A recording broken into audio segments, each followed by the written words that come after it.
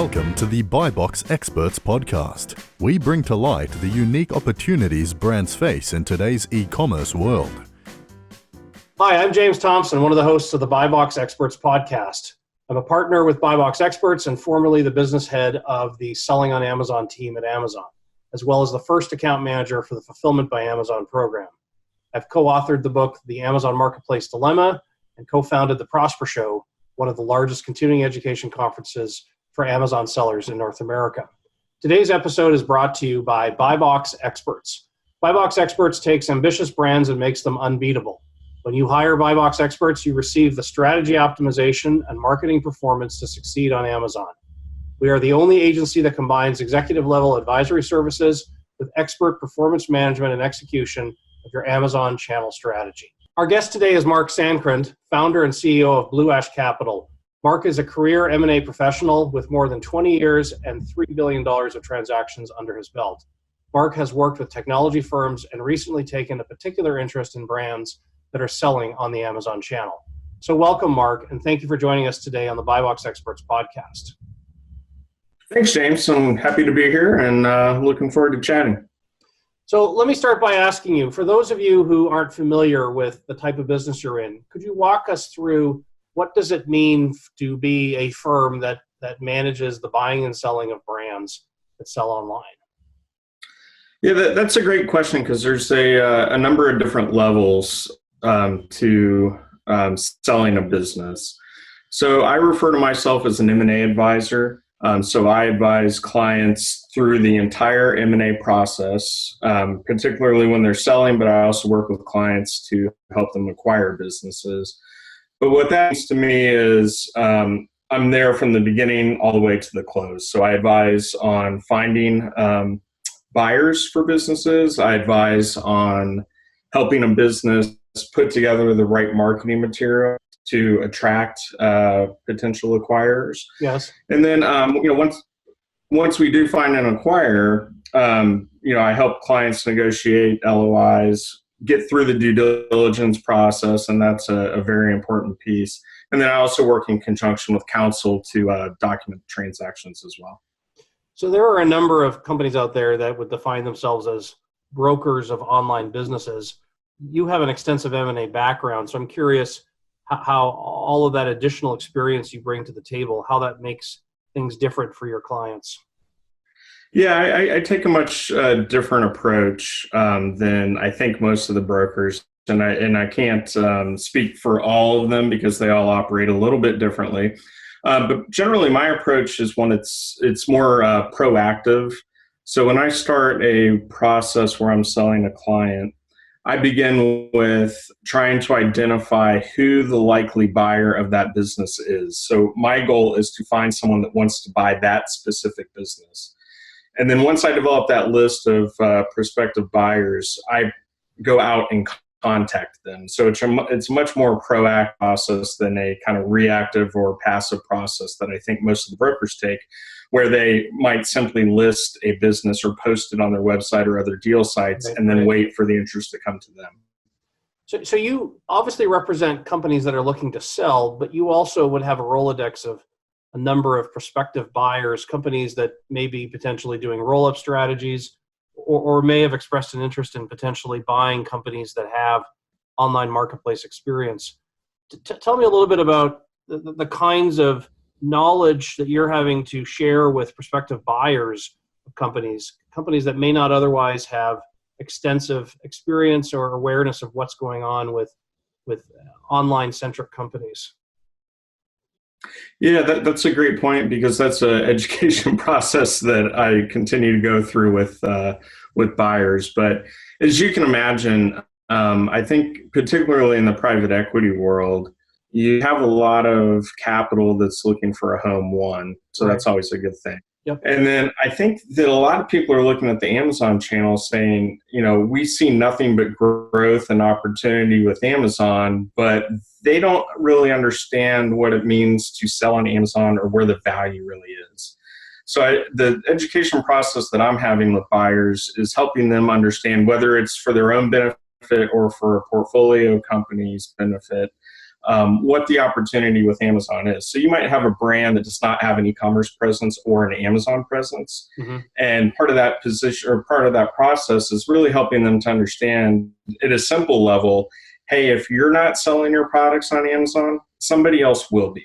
And that's a process that you want to control. And if you're not on Amazon, in some cases, it might be easier for them to buy an existing Amazon seller and then begin selling their products as opposed to starting with a brand new, fresh account. I can imagine that some of the companies that you're representing for sale, some of these people actually want to exit the operations of the business. And yet some of the prospective buyers may not have a lot of that Amazon-centric or online marketplace-centric experience. How do you help close that gap so that everybody's happy? Yeah, that's also part of the education process, right? Because if you look at a lot of these sellers on the Amazon side, a lot of them are more or less one-person shops, right? Mm-hmm. And they've developed a team that they kind of outsource everything to, but there's not a lot of infrastructure. For many buyers, particularly on the private equity side, they want to see that infrastructure because it highlights one of the risks that buyers see when they look at opportunities, and that risk is dependence on the owner. Mm-hmm. And so when it's one person kind of orchestrating all these other moving parts, it feels like there's a lot of dependence on that person. So it's a challenge in a role, and part of my role, to help the buyer understand that what the owner has built is not just a system of outsourced individuals. It's a process. And you can take the owner of that business and replace them with someone in the acquiring team to manage that process. But all the pieces are there, and it's a process. It's not necessarily completely dependent on the seller. So let's shift gears here a little bit. I want to talk with you about your own experience doing what you do. You've worked for a number of different companies early in your professional career. When did you know you wanted to set up your own business? And basically, how did you awaken the entrepreneur in yourself?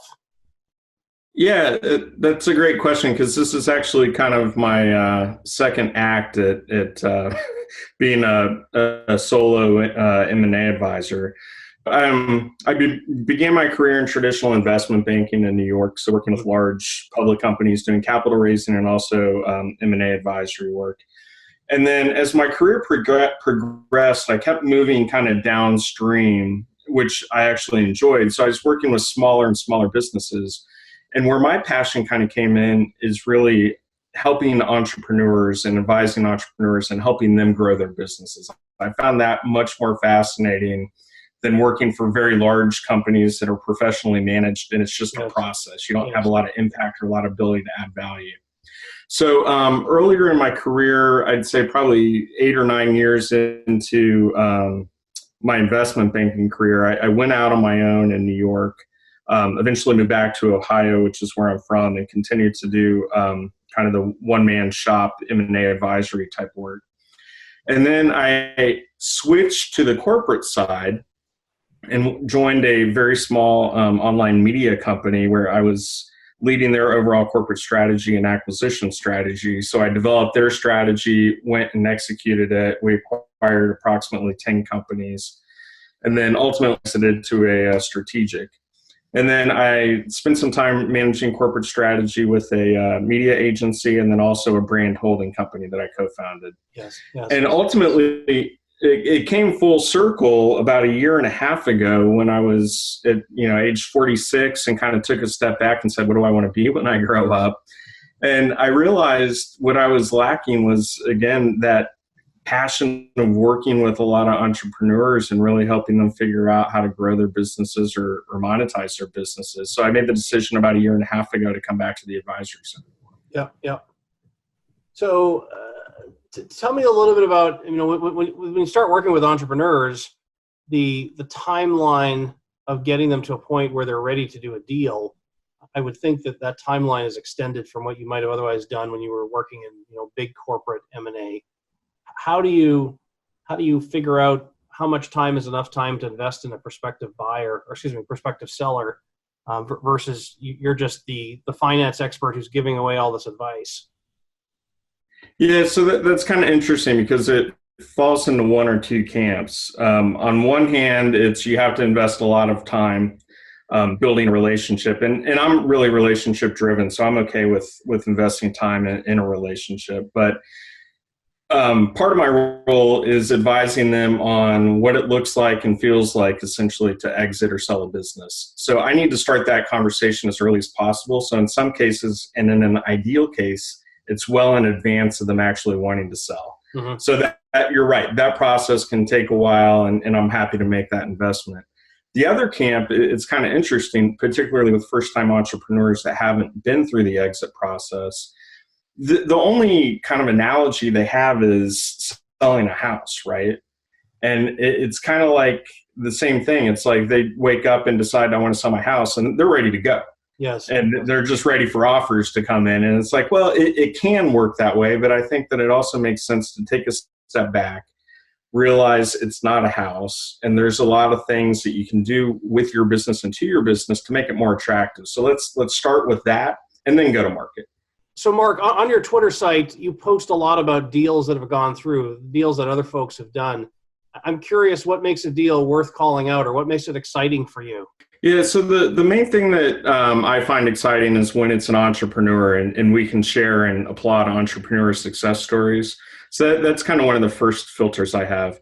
I also like success stories that otherwise don't get a lot of press. And what I mean by that is, particularly recently with companies like WeWork, you get all the constant press around the unicorns and the companies that raise a ton of money. That's great and everything, and there's a place for those successes to be celebrated also. But I like when you bring it back down to the kind of the Main Street business owner or entrepreneur that doesn't have outside capital, that bootstrapped and put their heart and soul into a business and grew it, and they had success. Those are the ones that I really, really like. For those of us who are looking to do a deal and take $10 or $20 million off the table, that's pretty life-altering. That's exciting, and I'm glad that you're using the opportunity to talk about some of these smaller deals that still are big deals for the folks doing transactions. So talk to me a little about, what do you make of these firms that are doing these Amazon-centric brand roll-ups? This is a new development that we've seen in the last couple of years, and I'm kind of curious about what you think of this process. Yeah, it ultimately depends on two things. One, what's the ultimate strategy? And then two, what's the ultimate goal? And if the goal is to cobble together a bunch of stuff and pray that 1 + 1 = 3, that's a perfectly fine goal. I think there's a bit of a challenge to that. If the goal is to focus on maybe underperforming or undermanaged businesses and bring tools and services to the table to help them scale and create value, I think that's a much more interesting story. So I can't speak them all, but I think that some of them have differing strategies and goals. I think in some cases it's, hey, we're starting with a lot of undermanaged businesses. Let's build an infrastructure and start putting those businesses into this infrastructure that's kind of a shared services model, and really leverage that to help these businesses scale. I think that's a great strategy. But ultimately, it also comes back to, you got to think about who are you exiting to. And so that's one area where I have a question of, who do these brands that are cobbling together or rolling up Amazon-centric businesses, who are they going to exit to? And I think that's where the strategy piece comes in, where I don't think it can only be about scale. I think it has to be about things like diversification and looking into different channels and brand building, not just selling stuff. Exactly. I think a lot of Amazon sellers kind of get caught up a little bit in, let's focus on selling stuff. And you're not creating a lot of value there. But when you can shift the focus to, let's build a brand, that's where value gets created. A lot of the companies that I see who are building brands, if their focus is primarily on Amazon, often there isn't much channel diversification. They have what they call a brand because they happen to have a trademark. Yeah. But do they really have a brand in the sense that someone's going to say, oh, XYZ logo and name put on a product brings with it some set of brand promises that consumers are prepared to pay more for than your standard generic? How have you coached prospective sellers on how to develop the brand so that it actually means something versus just a simple trademark. Yeah, that's a great point also, because there's kind of two ways to look at brand as it relates to Amazon, right? You have Amazon brand equity, and that manifests itself in ratings and reviews. Yep. And you have things that are more traditional brand elements, like the brand promise, loyalty, things like that. How are you engaging with the consumer? So I always advise, to any extent possible, if you're able to actually develop a relationship with your consumer, that's the best way to start building a brand. Mm-hmm. And it's hard for these Amazon sellers, right? Because the vast majority of their business is coming through Amazon. Amazon owns the customer, not them. Yes. So it's hard for them to interact. And it's also hard for them to justify, hey, I'm going to put a lot of money and time and effort into building a website and doing social and doing all these other things that might help develop the brand. But it's important. And I think that's where they have to start, is start looking at ways to convert an Amazon customer to your customer. And I'm not talking about anything that violates terms of service but you need to be out there and you need to be selling your brand, not just, again, like I said earlier, selling stuff. Right. But it's not easy. So talk to me a little bit more about, the early days of you being in business for yourself. You're out there advising companies. You've got existing relationships that you're leveraging, but how do you eventually transition to a place where you're helping brands that have this Amazon perspective? I mean, Amazon is certainly still a fairly new concept relative to your decades of experience. Yeah, and that's one, and I'm still trying to figure out the secret to this success, but and it doesn't have to be me, it be anyone. I strongly urge any Amazon seller from the start, and I'm not talking 3 years into it. I'm talking the day that they start selling on Amazon. Start talking to people that understand brand building, and start talking to people that have experience with other channels. And I always try to advise when I can, but it's hard to get a lot of entrepreneurs to really want to take my advice early on. And I say that kind of jokingly, but here, let me tell you why. Is the challenge that I have as an M&A advisor is, I think a lot of people, when I interact with them, they think I'm not ready to sell yet, so I don't really need to talk. Yes. And I'm not a pushy salesman. Like I said earlier, I'm a relationship builder. But if I can get in early and start having that conversation about things that you can do to really build a brand, or people that you can talk to that can help you build a brand, that's really the goal. But it's like I said, I haven't mastered the secret to that success yet. But it's an ongoing conversation. The more that I can talk to people, the better. And like I said, I'm always willing to invest time early on into a relationship. Do you mind sharing with us a story about a pitfall or a mistake that you made early on when you were in business for yourself that you were able to learn from that in a big way and make you better at what you do today? Yeah, and I can kind of take a look at my business now compared to the first time around that I mentioned that I had my own shingle out, so to speak. So early on, and again, I had just moved back to Ohio from New York, so I had a bit of arrogance, if you will, and I thought, hey, I'm coming back to Cincinnati. I have Wall Street experience. I'm going to be able to do whatever I want.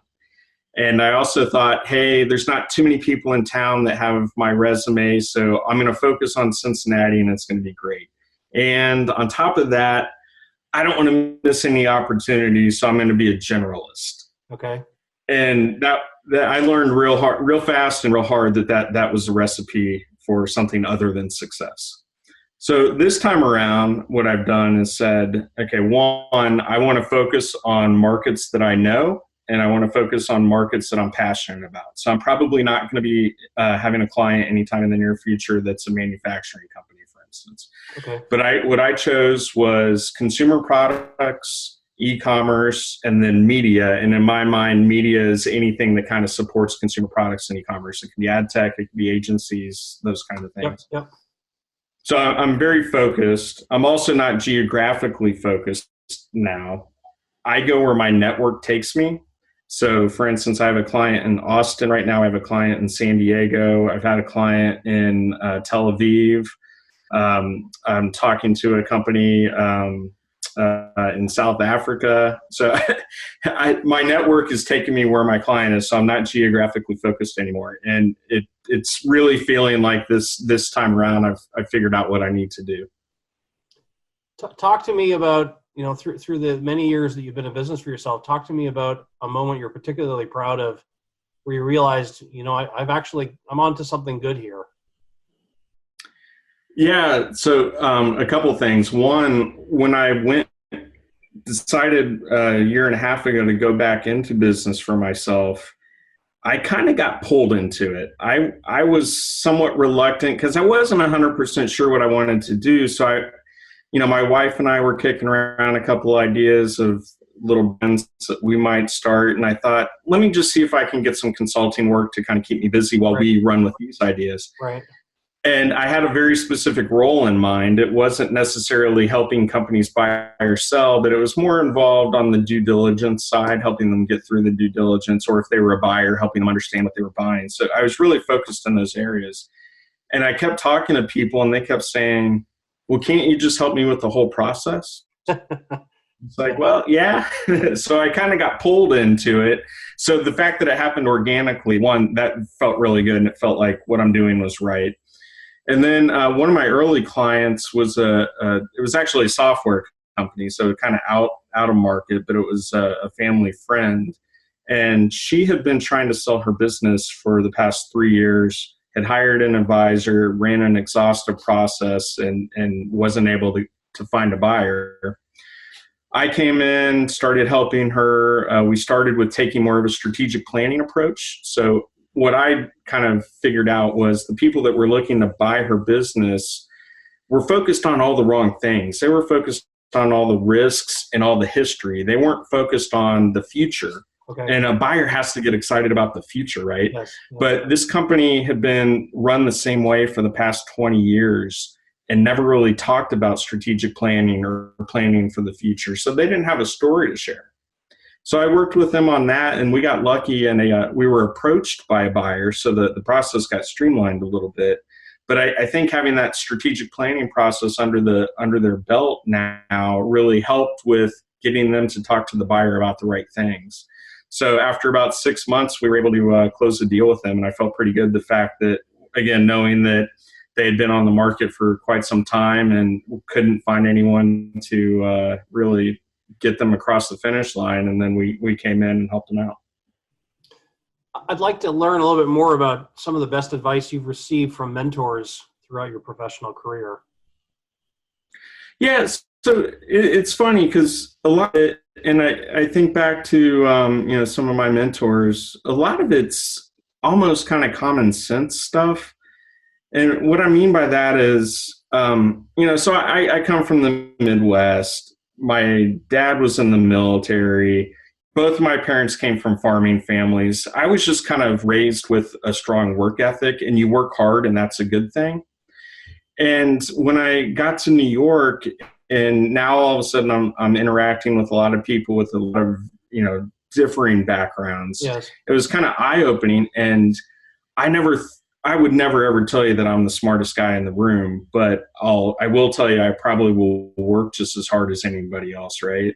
And so when I found myself in positions with really smart people, I was kind of doing all the right things from the hard work side, and then I would have managing directors over me that would see that, and they just loved the fact that I was willing to do the hard work and I didn't bring an attitude to the table. And so, some of the advice that I got from them was just around the fundamentals of success, which is hard work, do the things that you need to do, focus on those things you can control and not all the other stuff. Right. And that's really where I've kind of always focused is I want to be the guy that's going to work the hardest. And I want to be the guy that's going to do things that might be uncomfortable. Early on in my career, that was, making phone calls, right? And, I'm dating myself now, but we didn't have email when I started, or we had email, but it wasn't really a business tool as much as it is now. So if we had a client that we were selling, I sat on the phone all day calling CEOs of businesses asking if they had an interest. And I didn't know any better, and I didn't know I should be nervous about that. All I knew was my boss told me to call these 100 companies. So I'd make the phone call.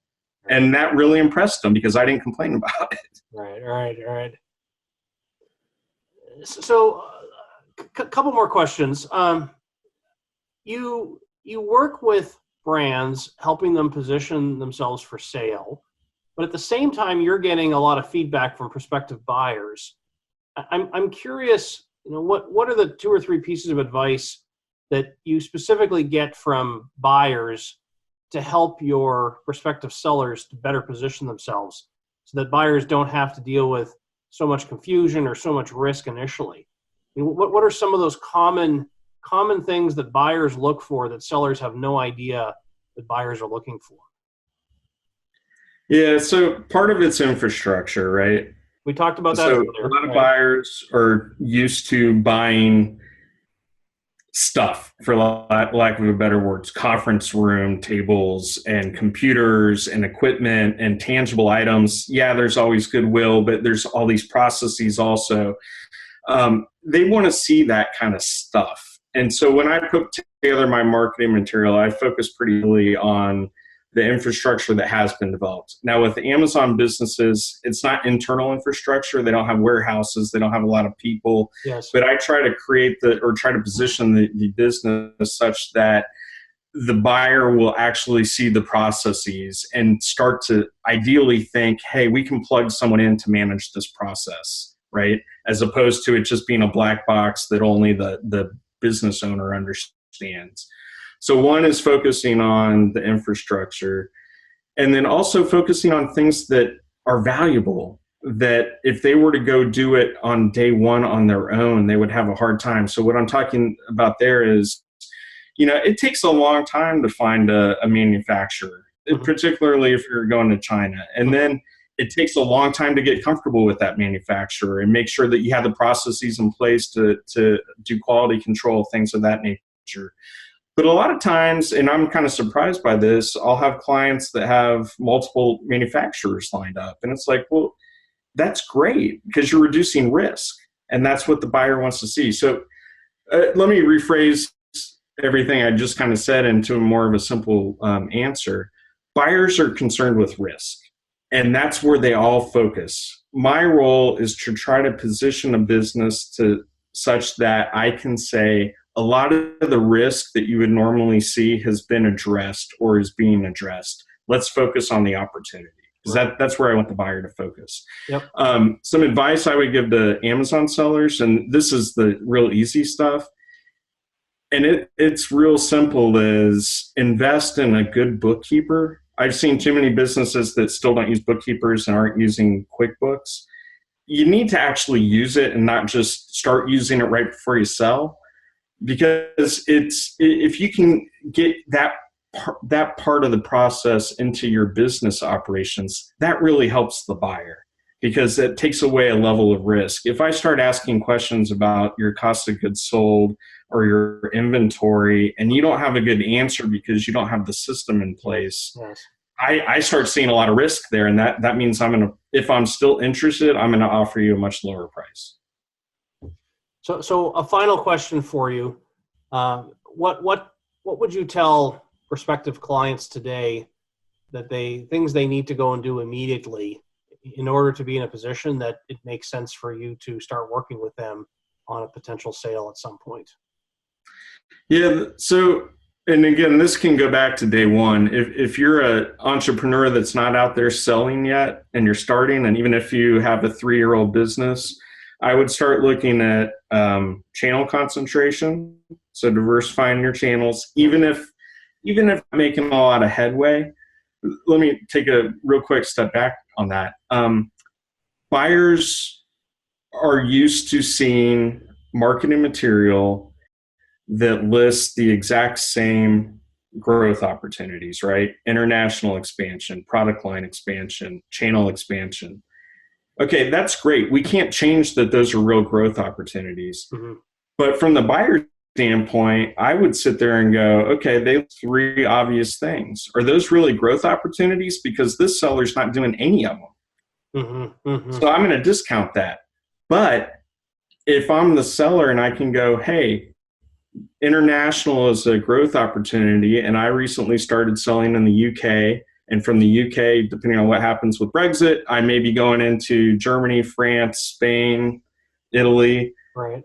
If I can show them that I'm making progress, that makes the opportunity really start to feel real.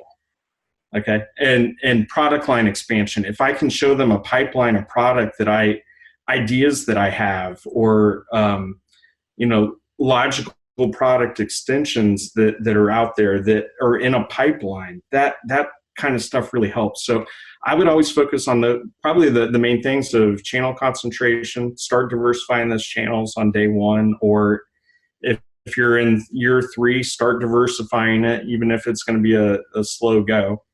Product concentration, if you have one SKU that's driving 60% of your revenue, that's not going to be a good thing. So start expanding your product line. That will always help. Start to try to define what a competitive advantage is for you. That's a real key here, especially with Amazon, where you have a lot of private label sellers, where in some cases it might be kind of lookalike products to somebody else. Figure out a way to say, here's how I'm different. And maybe it's, I sell on Amazon just like these guys do, but I also have an email list from my website that has 60,000 email addresses. Yes. There's value in that. So you need to start differentiating yourself. Your product doesn't have to be differentiated, and your competitive advantage doesn't have to be around the product. There are different ways to build that competitive advantage outside. So, that's something everyone can do and everyone can start thinking about. Mark, very much appreciate you joining us today. For those of you interested in learning more about Mark's business, go to blueashcapital.com. Thanks for joining us today on the Buy Box Experts podcast. Thanks, James. Fantastic. That was great. Mark, I appreciate your time today. This is going to go over really well with the brand listeners, so thank you. I'm expecting we will probably air this it will be probably 4, maybe 5 weeks. I have to double check the schedule, but we may end up holding off until early next year because nobody wants to listen to a podcast 2 days before Christmas. No, I hear you. So this is fantastic. Thank you again for sharing your expertise with us. And no, thank you. Look forward to chatting again soon. I for some reason, I knew you were in Ohio. I forgot you were in in Cincinnati. I actually get to Cincinnati a couple times a year. I should let you know when I'm going to definitely grab coffee. So thank you again for your time, and have a safe holiday week. Thanks, James. Take care. Take care, Mark. Bye-bye. Bye-bye. Thanks for listening to the Buy Box Experts podcast. Be sure to click subscribe, check us out on the web, and we'll see you next time.